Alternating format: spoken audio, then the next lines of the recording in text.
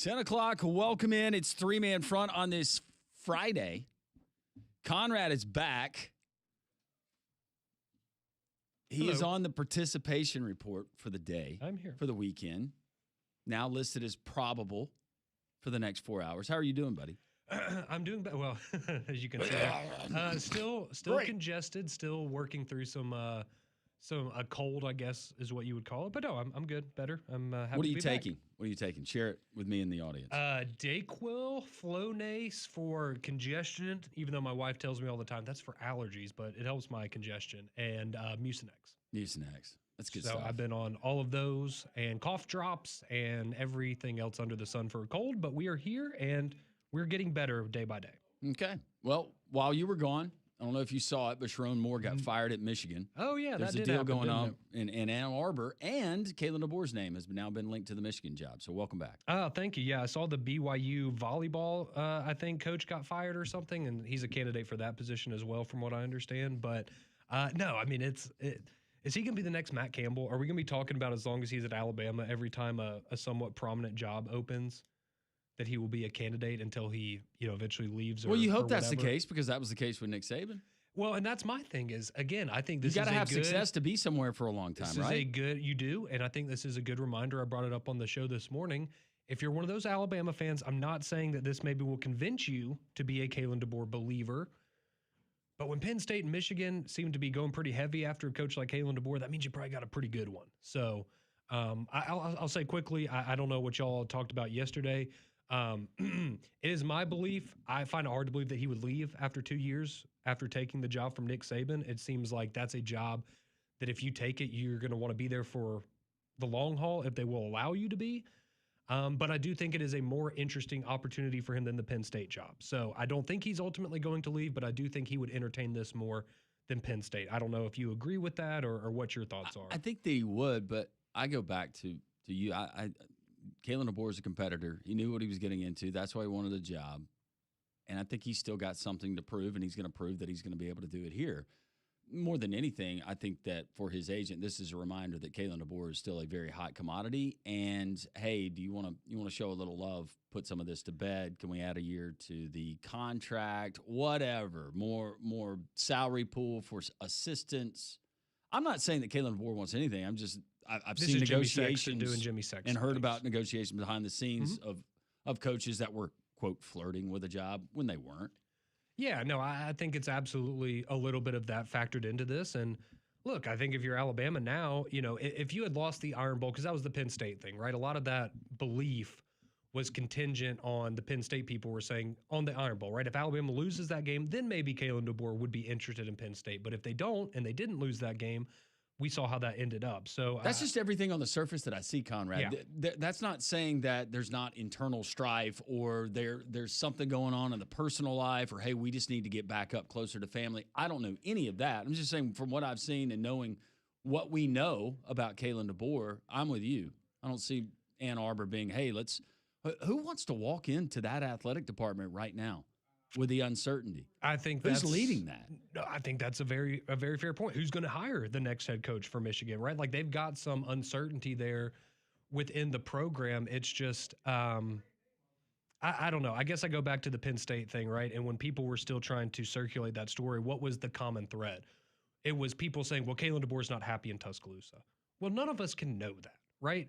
It's just as likely that he's happy in Tuscaloosa that he's not happy. And I think that's a very easy thing for, if you're a Penn State reporter or a Michigan reporter, to fall back on, because no one can prove that that's inaccurate, right? You can easily say, well, he's from the Midwest, so it would make sense that he would enjoy being in that part of the country more than the South. Maybe that's true, maybe it's not, but it's an easy thing to fall back on for a reason why he would leave Alabama and to keep the story circulating, because it's something we can't disprove. Because, of course, Kalen DeBoer is not going to come out and say, yeah, we're happy to be here. I love the program, but we hate living in Tuscaloosa. He would never say that. So I guess that's why I feel like that keeps being brought up as a reason he would leave, is, well, he hates Tuscaloosa. Maybe he loves it. How do we know he hates it? But that's an easy, excuse for people to bring up for why he would leave. But I don't think he's going anywhere. Well, and to me, if you go back to the Penn State job, we went through the list of names and their people that were reporting things. Matt Campbell, that wasn't anywhere on the radar. I didn't see it on the radar. No, well, and the funny thing was that after they hired him, it came out that apparently they had said that they had expressed interest in Matt Campbell early on in the process, but that the communication had not gotten to Matt Campbell.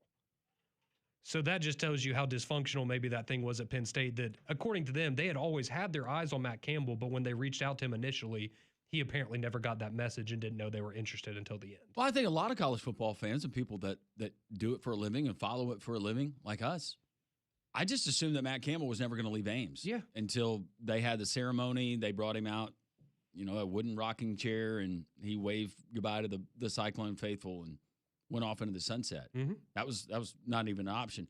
I kind of get the sense that Michigan, I don't see Michigan hiring an elite coach right now, or what we consider an elite coach. And that's another question. Who do you consider the elite coaches? First inclination for me, it was natural. It was Brian Kelly. Brian Kelly to Ann Arbor. And I think that would be a good hire if you're Michigan right now. Like when you mentioned, again, if you can go and if Kalen DeBoer wants to be the Michigan head coach, I think that's a great hire.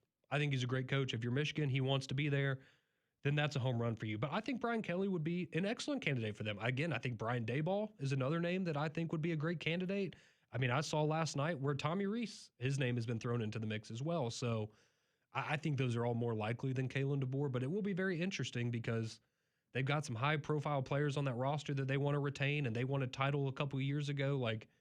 Well, they have high expectations. Well, just remember, though, the perception of Michigan, everything that's happened in the timeline in the last, and you go back to the Harbaugh years, the perception of Michigan outside of Ann Arbor is not a good one.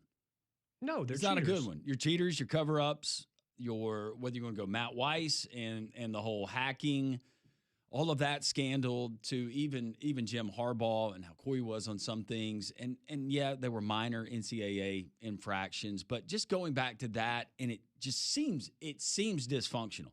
They function in dysfunction.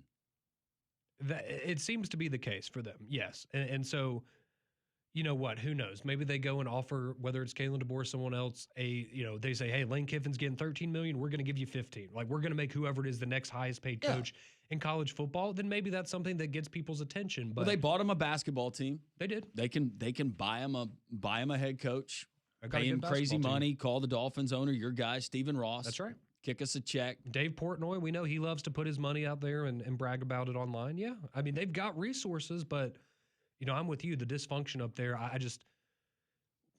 you have Alabama in the college football playoff for the second year in a row. Now, I know if they lose to Oklahoma next Friday, people are going to be upset, but do you really want to leave that to go back to a place in Michigan who, I mean, let's be honest, they cheated their way to success in a couple years under Harbaugh. You have them. Well, no, I'm sorry. Yeah, you're right. You have them in your second year in Tuscaloosa. Yes. You have them in the playoff. But you go back the last, Michigan was relevant when they cheated, and outside of that, they really haven't been nationally relevant from a national championship perspective in a long time outside of those couple years of Harbaugh when they were cheating. Yeah. I mean, you go back before Harbaugh, nobody was beating down the door to be the Michigan head coach. So it's interesting to say the least. Meanwhile, the fate of Sharon Moore, that's still up in the air, and just more disturbing, the more details that come out. I'm sure a lot of people have heard the recording of the 911 dispatcher that was in communication. It's bad.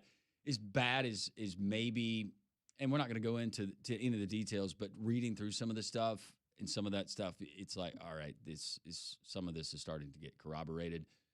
That's not good. Not good at all. No, and you feel for his family having to go through this, and you feel for, I mean, it's a sad situation. It's an awful situation. You hope everyone can get the help that they need to move forward. Well, you feel bad because he's obviously in a really bad place. Correct. He is. And that doesn't excuse the actions that he made, because he's made some horrible decisions, very apparent. And it's now, for everyone to see in the public eye. But nonetheless, yeah, clearly somebody that's very, struggling with a lot of things, and you just hope that they get the help they need. But it's a very sad situation, and you wish that, this is never how you want a coach to go out. So we'll see where it goes from here. Well, speaking of coaches, we love Coach Wimp Sanderson. He's going to join us, his typical spot on Fridays at 10:30, presented by Craneworks. Got our buddy Barrett Slee. A little bit to talk about with the Braves. We'll also talk college football with Barrett and catch up with him. Lots to talk about. SEC schedule release last night. Auburn, Alabama. What does that look like for 2026 and beyond? A lot of fun things we'll do today as well. Molly Robinson, how are you? I'm good. How are you guys? Good. Can't believe it's Friday. I know. Oh. So glad. I know you're glad, but I'm glad too. Yes. And I know Conrad, our little Sniffles, is glad. That's right. It's a holiday Friday. It feels even more Friday when it's the holidays. I can't tell you the joy I had plugging in the lights in there and realizing it's a Friday as well. Yep. It's going to be a great day. We're going to turn the lights off here in the arena Yes. at halftime. Yes. We've decided that. It'll be great. Yes, it will. Your text always welcome. 205-834-9450. Three-man front on this Friday rolls on Jocks.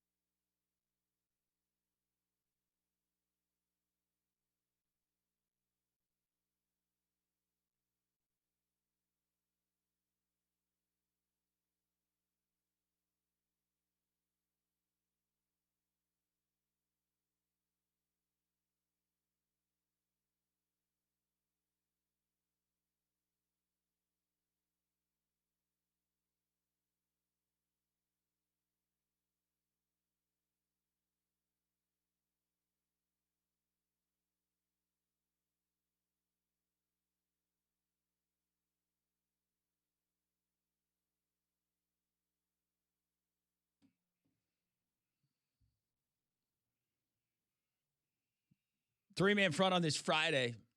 Jim Carrey is the Grinch. You guys fans? Oh, yeah. I like that. love all the Grinch movies. I like the old animated one, but I like the Jim Carrey one more. Animated one I was not into.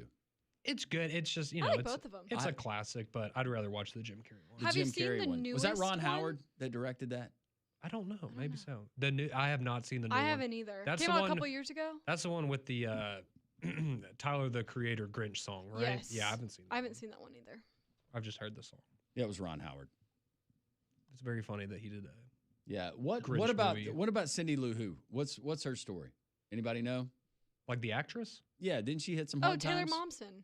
Did she hit some hard times? Did she? I don't I know. don't think so. I think she's like in a rock band now. She was in Really? what's that show? I'm blanking on the name. What's her name again, Molly? Taylor Momsen. Taylor Momsen? Yeah, she was in Gossip Girl. I was like, I don't know why I can't think of the show name. Wow, she looks a lot different. That is not. Oh yeah, Lou. she is a. That is not. No, she looks like Marilyn Manson as well. Yeah, she does. But yeah, she is a singer now. Yeah, she's Okay. Awesome. like I said, I know her from Gossip Girl as well. Okay. I was about to say Paige was a big fan of that show. Thought the Grinch did that movie did a good. It was good. What would you call it? Just a good backstory on how the Grinch got the way he was. He was mistreated. He's misunderstood. He was Ridiculed, made fun of, bullied.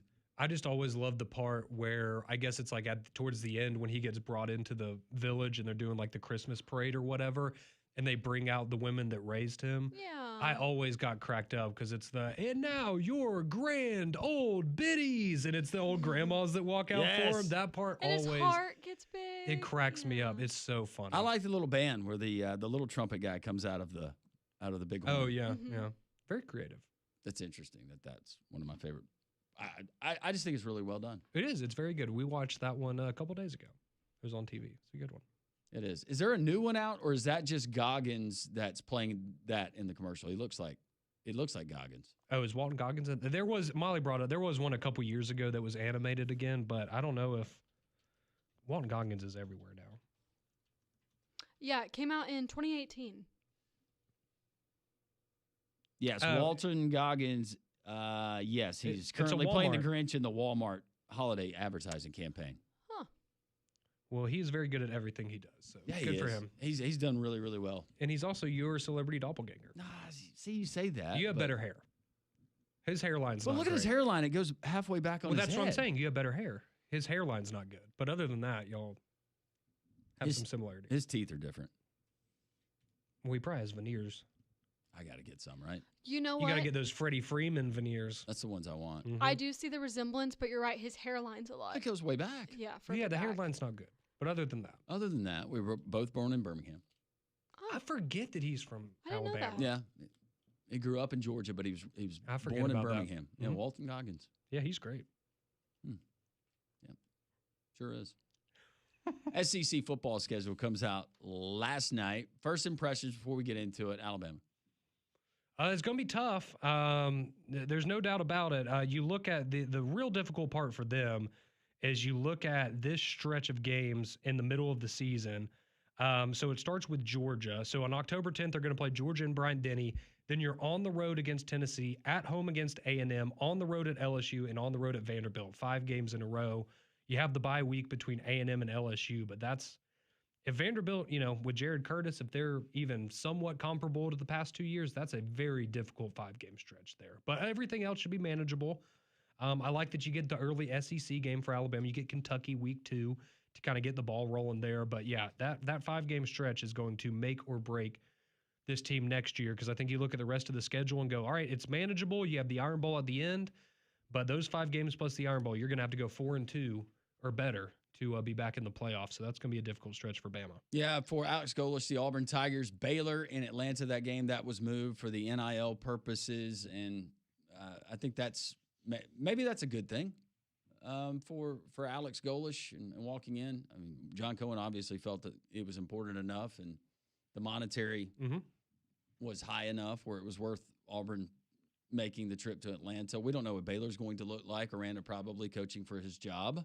Yes, but it is good because if you miss the news, right, that Auburn is offering special season ticket packages where if you can't go to that game, they're going to give you a discounted rate on your ticket. So I know because a lot of people were upset when they originally announced that game, but they're taking care of you. Following that, you get Southern Miss, and they will be coached by Blake Anderson, who was elevated. Coach. There's just recently named Florida, John Summerall coming in to Jordan-Hare September the 19th. That ought to be fun. That's a very interesting first SEC game there. Yep. Maybe a little bit of humor from the conference. I like it. You get a Diego Pavia-less, we think, Vanderbilt on September the 26th. Surely he won't be back, right? Maybe we get is it Jared Curtis? Yeah. We get Jared Curtis? Yep, the 5-star. October 3rd at Tennessee. So Golesh returns to Knoxville. That's right. To face off against Heupel, his buddy. At Georgia, October 17th. So you get a bye week after Tennessee. Then LSU comes in on the 24th with Lane Kiffin. You're at Ole Miss October the 31st on Halloween. Arkansas rolls in November 7th at State on the 14th. Samford, and then in Tuscaloosa to finish things out. Yeah, I think Auburn, again, they have a very similar, to what I was just laying out for Alabama. You look at Vanderbilt, Tennessee, Georgia, LSU, Ole Miss, those 5 games in a row. That is also where you will find out a lot about this Auburn team. That's a difficult schedule. It's a difficult schedule, but you come to kind of get used to it in the SEC. Mm-hmm. And look, given the talent and what we think the potential could be for Auburn, I can find 8 wins there. Yeah, no, absolutely. Especially if, it's hard to know what to make of Florida next year. It's hard to know what to make of Vanderbilt. We assume Georgia and Alabama are going to be good. LSU will probably be better with Lane Kiffin, right? But yeah, I mean, if Auburn shows the improvement that we would expect them to show, especially offensively, it's manageable, right? I don't think anybody's going to be predicting them in the playoff next year. But yeah, 8 wins should be obtainable. Did anybody's schedule, when it was released last night, Conrad, did it jump out like the Florida schedule we got a couple of years ago? Like, wow, that is brutal. Not because I didn't see one. No, not really. And I think a lot of it too is just with it being 9 conference games. You kind of look at all of these schedules and you're like, oh, they're all tough, or they all have 4 or 5 game stretches that are just brutal for every team. But that's what we wanted, right? We wanted these better matchups in the conference, and we'll see how it plays out. I think the big thing though, I saw a lot of people talking about last night is you're going from 2 bye weeks to 1 bye week now. And so you're playing a tougher schedule, an extra conference game. You're going to be more beat up physically than you have been in the past. And you're getting 1 less week of rest over the course of the season because you're starting a little bit later than you have in years past. So that's the thing that's going to be interesting for me to see how banged up a lot of these teams are at the end of the year, because that's a brutal stretch with only 1 bye week. Yeah, going 7 straight weeks against there's nowhere to hide anymore. Nope. It's harder to find those buffer areas of your schedule because the SEC top to bottom, know how strong it is, probably going to get even stronger as parity continues to settle in. But, yeah, I thought just first glance, nobody looked like they got the short end of the stick, but portal hasn't opened up. We don't know who's got what. We'll keep playing the guessing game at least until July. Well, and that's the other interesting thing, right, is a lot of these teams, like, Mississippi State, for example, how much better could they showed progress this year, right? Are they going to take another step like this year, next year, right? How much better are they? Is South Carolina have a bounce back year with a new offensive coordinator? People? Exactly. And they just hired Jim Knowles, who's one of the best defensive coordinators in the country. That's what's going to be fascinating, is we can sit here and say, well, this part of the schedule looks tough and this part looks manageable, but who knows? Maybe Vanderbilt comes back to earth next year, but there's another team, maybe a Missouri, that, rises and they become a playoff contender, right? So we'll see how it all plays out. But it's not going to be easy. I know a lot of people last night were, making fun of, these SEC schedules are so brutal. You've got to play a 2-7 SEC team and then another 2. Arkansas is not going to be as bad as they were next year. Mississippi State's probably going to be better. It's not going to get any easier. You say that. I don't know. I'm worried about Arkansas. And that's hard. Yeah. They won't have Taylor Green, but it's hard to imagine them being any worse. We'll do a tease for later on in the show. We're going to have our SEC football coaches' Christmas gifts and what all of them we would give them for Christmas later on in the show. Coming up next, we do have our friend, the coach, Wimp Sanderson, presented by Craneworks. We'll talk about Alabama and Arizona. Arizona's pretty good. If you just started paying attention to college basketball, they bought them a team too. They are very, very good. There's a reason they're number 1. Yep. Get his thoughts on the college football playoff and anything else that he has dialed up. You want to be ready for it. 3-Man Front continues on Jocks.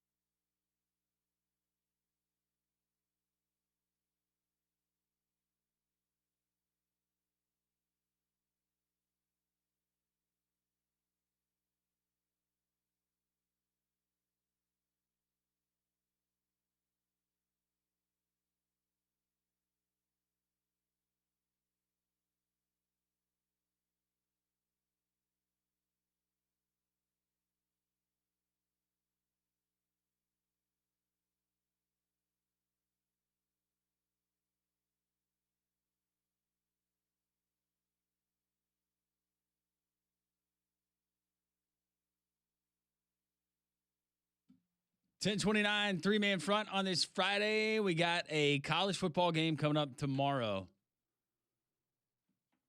Army and Navy getting together in Baltimore. A lot of pageantry, a lot of history with that. We got to be a part of it as a show just a few years ago, and just an awesome experience. So that'll be a whole lot of fun. We're going to have something fun around that game that we will do just a little bit later on. No coincidence, but our next guest, the coach Wimp Sanderson, actually attended the first Army-Navy game back in 1890. Here's the coach, presented by Craneworks.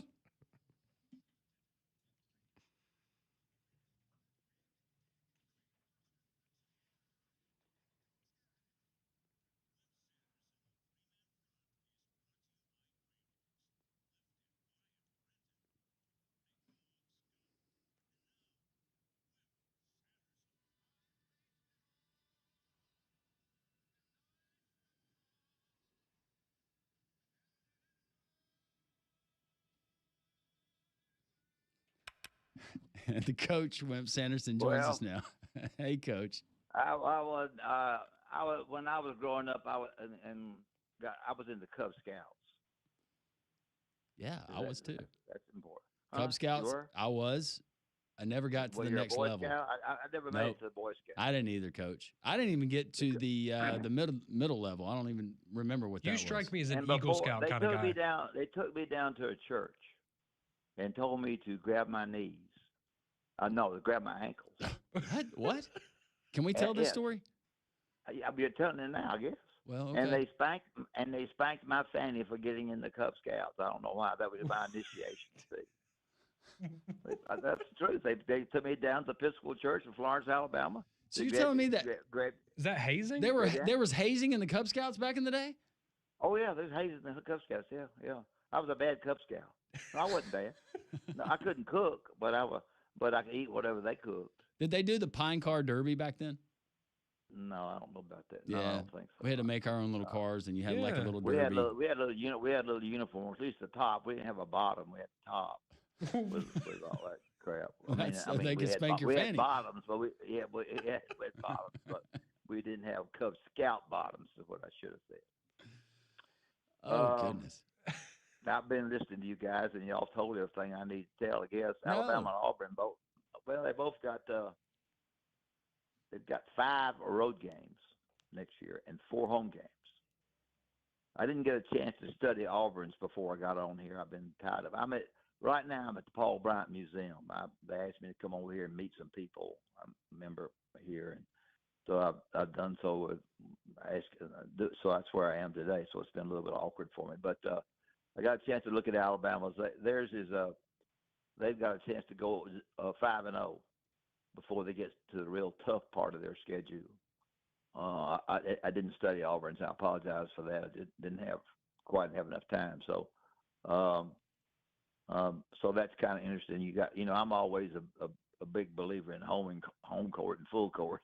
I mean, and away court, because we win more basketball games at home than you do on the road. So anyway, when I played in tournaments, I always played in tournaments where we had neutral games. I didn't want to play on somebody's home court for a tournament.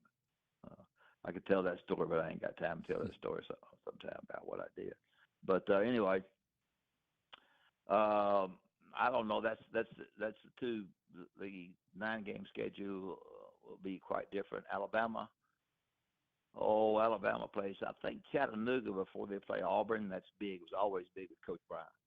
You want to know who they were going to play they could beat and be rested for Auburn. And I think Auburn plays Samford. I think that's right. Yes. Before they play each other. So people want, at least they want to know that, and so that's what the next schedule shows. Coach, go ahead. Go ahead. Well, I was going to ask you about.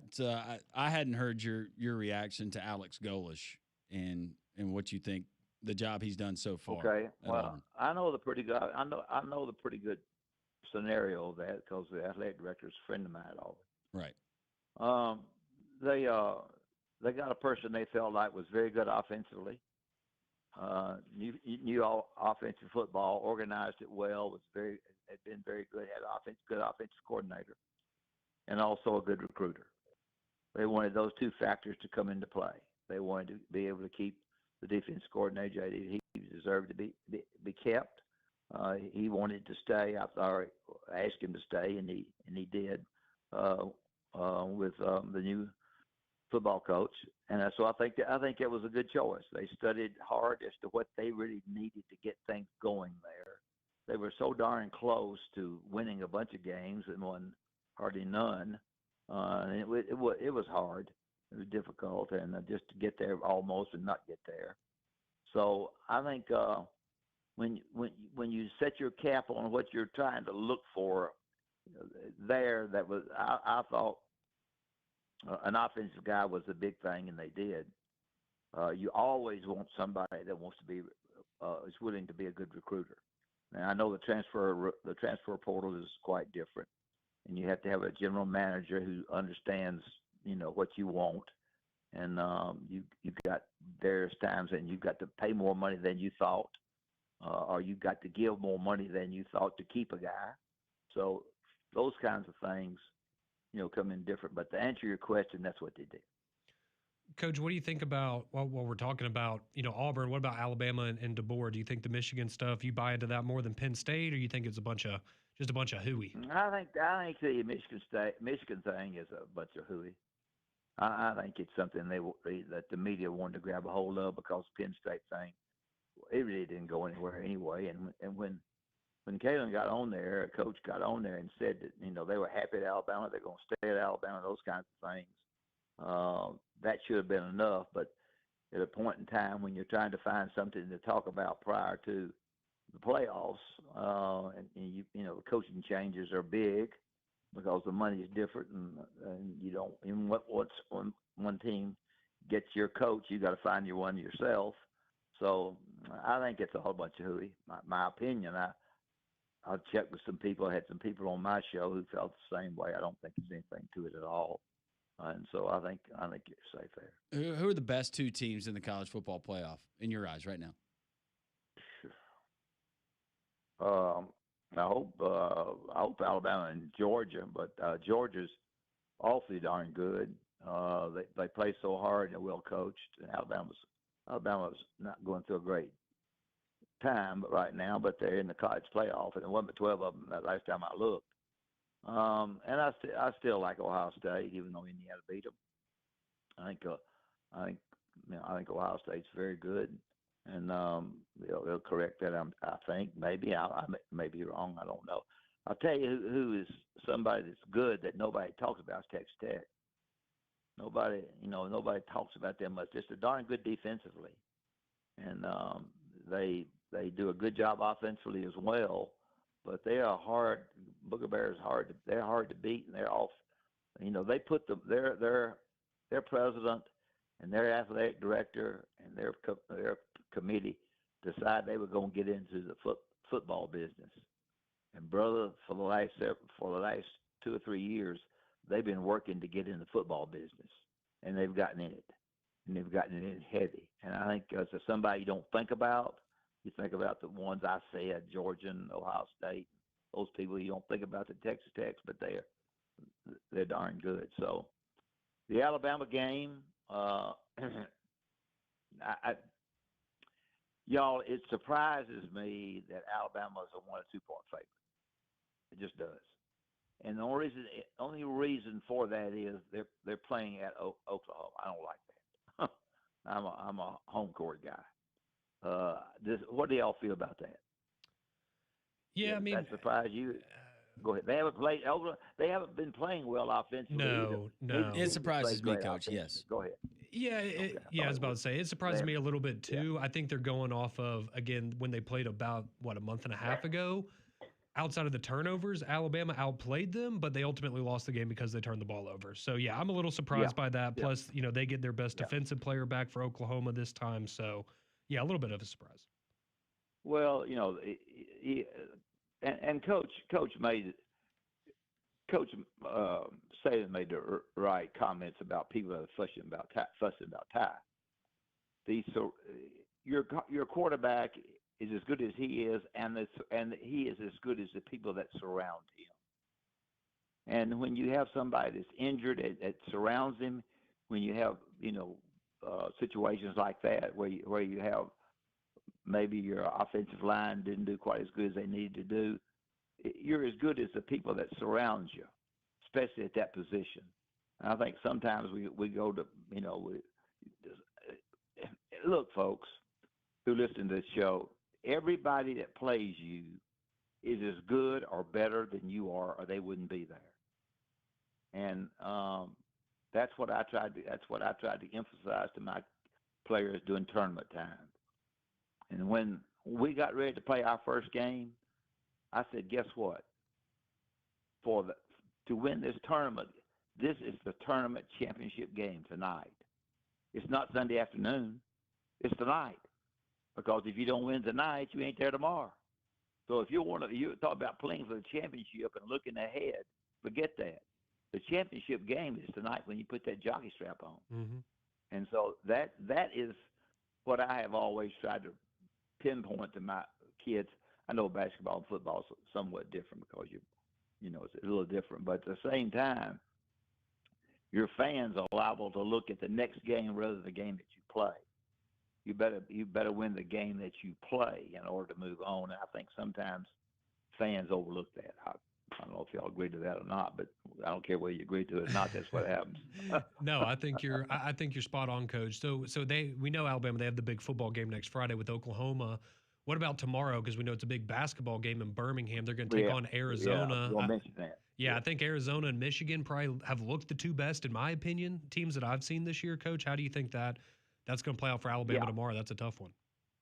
Yeah, I think it's a tough game, but I think it's more so on a Alabama court than it is Arizona court, so which will help some. You don't want to go to Arizona and play. That's against rules. No. But playing them in Birmingham will be a good game and get Alabama ready. They've got a tough non-conference schedule.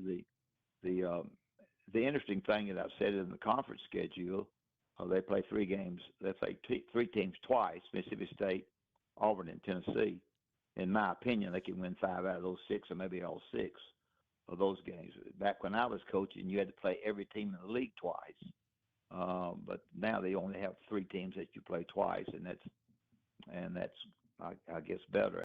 Auburn has Ole Miss, Georgia, and Alabama. I think it is for Auburn. I think that's right.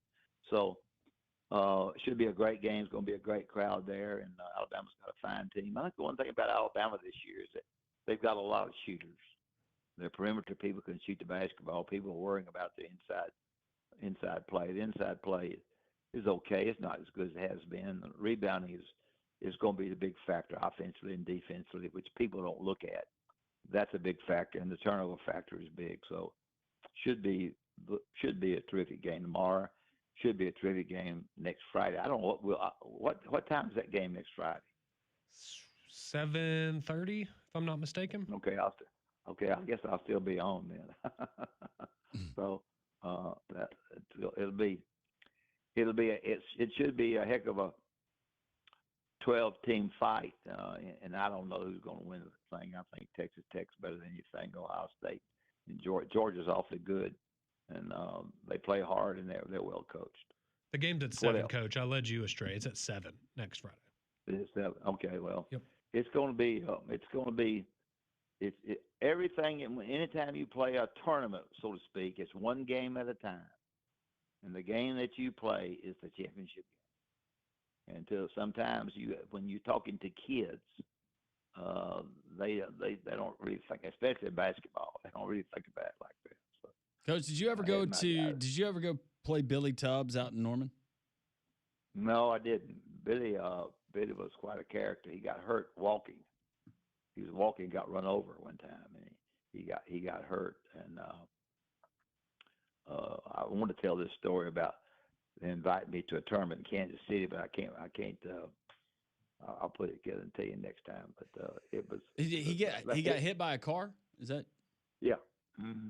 Just walking. Man. Okay. Yeah, he was. I can't remember all the details. Hey, look, both of you guys. I'm older than dirt. I had Mike Nordhaus on my show today, who scored 50 points in one game.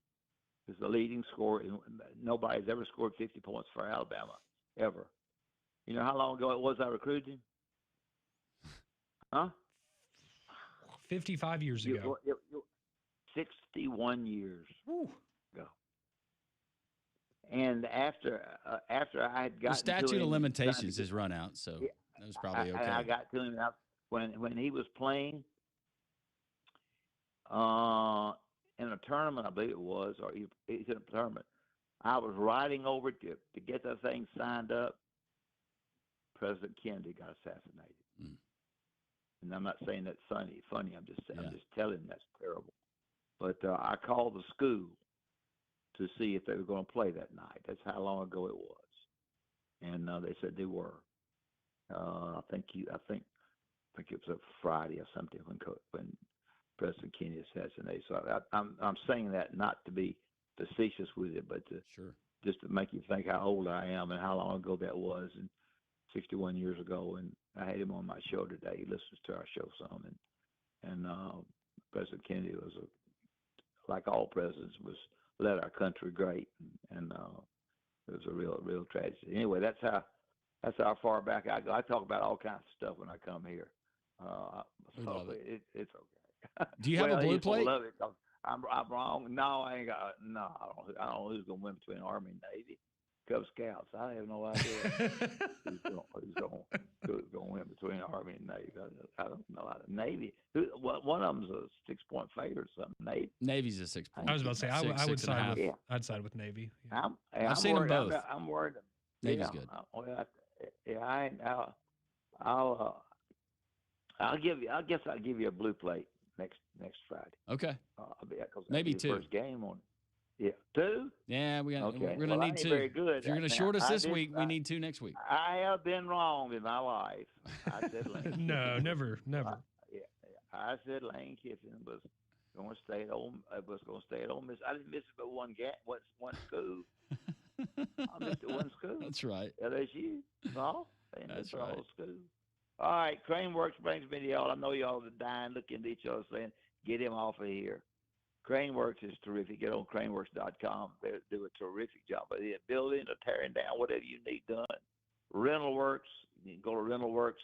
They'll bring an operator with them. You can rent anything that they have to help you, and the operator will come and show you how to do it. And Wasteworks is the same way. Not the same way. They'll get all that cluttered. Hey, all that Christmas mess you got, all that junk you got, and stuff you want to throw away, the wrappers and all that kind of stuff. Just call them, and they will take good care of it. Craneworks is the best.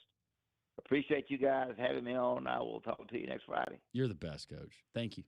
Talk to you. All right. All right. Bye. Coach Wimp Sanderson, presented by Craneworks on the Higginbotham Hotline. You deserve solutions that are built for you. Higginbotham's your one-source solution for insurance, financial, and HR services. We continue the Friday edition of Three Man Front. Barrett's Lee at the top of the hour. Your text next.